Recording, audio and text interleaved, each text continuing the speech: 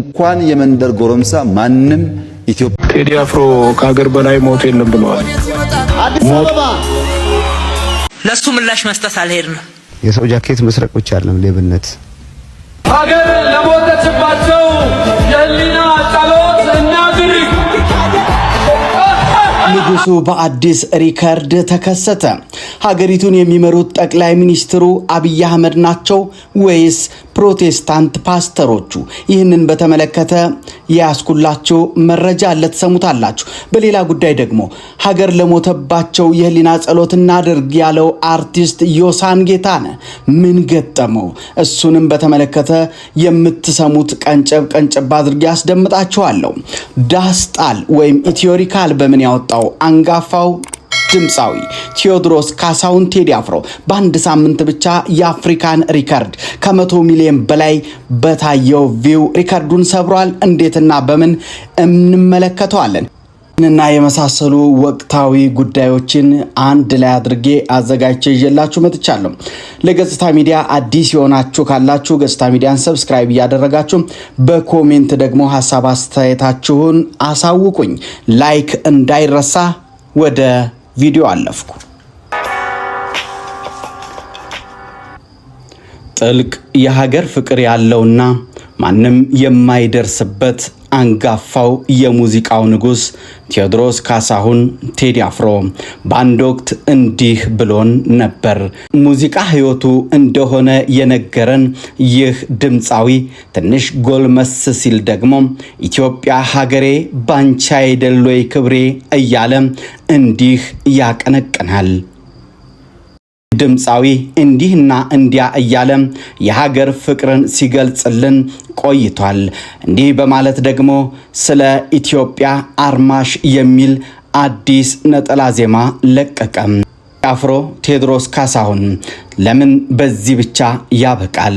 አባይ ግድባችን ሲገደብም ስለ ግድቡ ግብጽ ላነሳችውም እሰጥ አገባ እንዲህ በማለት መልስ ሰጥቶ ነበር። ይህ ዘፋኝ ለሀገራችን ኩራት የሆነ ታላቅ አርቲስት ነው። በማንም የማይበገረው ይህ አርቲስት የሀገር እንቁ መሆኑንም ለሀገራችን ኩራት ለሆኑ አትሌቶቻችን ደግሞ እንዲህ በማለት አቀንቅኗል። ለኃይሌ ገብረስላሴ፣ ለቀነኒሳ በቀለና እንዲሁም ለሌሎችም እንዲህ በማለት አቀንቅኗል። ይህ ብቻም አይደለም። አርቲስቱ ታሪክ ተሰራ ብሎ ሳይጨርስ እንደገና ደግሞ የኢትዮጵያ ብሔራዊ ቡድን ለ31ኛው የዓለም ዋንጫ ባለፈ ጊዜ ደግሞ ለዋሊያዎቹ እንዲህ በማለት አቀነቀነ። ይህ ብቻም አይደለም።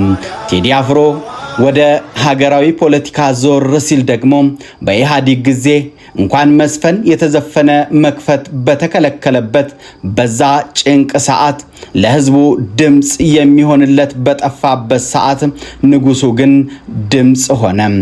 ያስተሰርያል በሚል ዘፈንም መንግስትን ሸንቆጥ አደረገና እንዲህ ብሎ አቀንቅኖ ወዲያው ደግሞ ወደ ወህኒ ተወረወረ። ታዲያ ንጉሱ በአሁኑ ወቅትም እንዲህ ያለ ምጥ ውስጥ ስትገባ ሀገራችን እንዲህ የሚል ዘፈን ለቀቀ ተብሎ አሁንም መነጋገሪያ ሆነ። ቴዲ አፍሮ ኢትዮሪካ በሚለው አልበም ላይ ዳስጣል በሚለው ዘፈን አሁንም ሌሎች ተቀናቃኝ መተውበታል። ገሚሱ ዳሳን ጥልም በሚል ምላሽ ሲሰጡም ገሚሶቹ ደግሞ እንዲህ የሚል ምላሽ ይሰጣሉ። ሀገር ሞቶብሃልና ለሞተባቸው ሰዎች የሐዘን መግለጫ እና የህሊና ጸሎት እናድርግ ብለው እንደ ማሾፍ አድርገው መልስ ሰጠን ይላሉ። ዮሳን እንዲህ ሲል ይቀልዳል። የዮሳንን በቴዲ አፍሮ የቀለደውን ቀልድ ሰምተነው እንመለስ። ሀገር ለሞተችባቸው እንደሰማችሁት ነው። አሁንም ንጉሱ ከመሪነቱ ወይ ፍንክች። አሁንም ቴዲ አፍሮ ቀጠለም። ቴዲ አፍሮ ሀገሩን ወዳጅ ነው። በአንድ ወቅት ሼህ ሁሴን አላሙዲ እባክህ በሸራተን አዲስ ሆቴል ዘፈን ዝፈንና ዳጎስ ያለ ገንዘብ ውሰድ፣ ወደ ቤተ መንግስትም ጠጋ ብለህ እንደ ሌሎቹ አቀንቃኞች አቀንቅን ቢሉት፣ አረ እኔ ምን ገዶኝ እንዲህ ያለ ውስጥ አልገባም በማለት እንደዚህ ብሎ በዘፈን ምላሽ ሰጣቸው።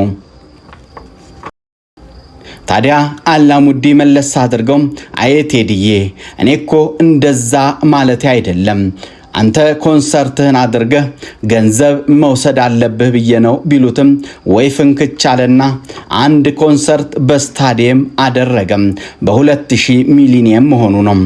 ታዲያ በ2000 ሚሊኒየም ብዙ ሰዎች የታደሙበት በስታዲየም ውስጥ ብዙ ገንዘብ ሰበሰበም። የተሰበሰበውንም ገንዘብ ለበጎ አድራጎት አደረገው። መንግስት በዚህ ድርጊትም ተናደደ።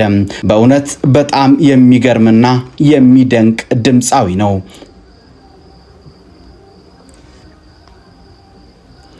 ወደ ሌላው መረጃዬ ስወስዳችሁ ክቡራን አድማጮች ሀገር የሚመራው በአብይ አህመድ ወይስ በፕሮቴስታንት ፓስተሮች?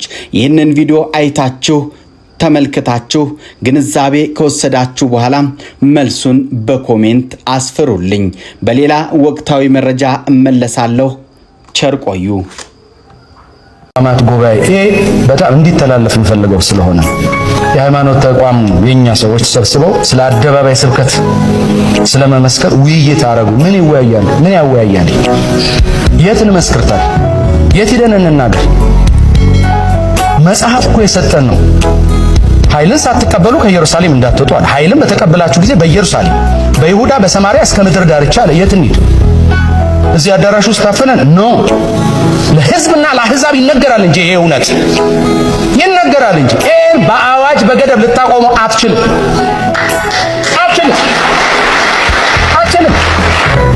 በአዋጅና በገደብ ቢቆምማ አይሁድ እኮ ያቆሙት ነበር።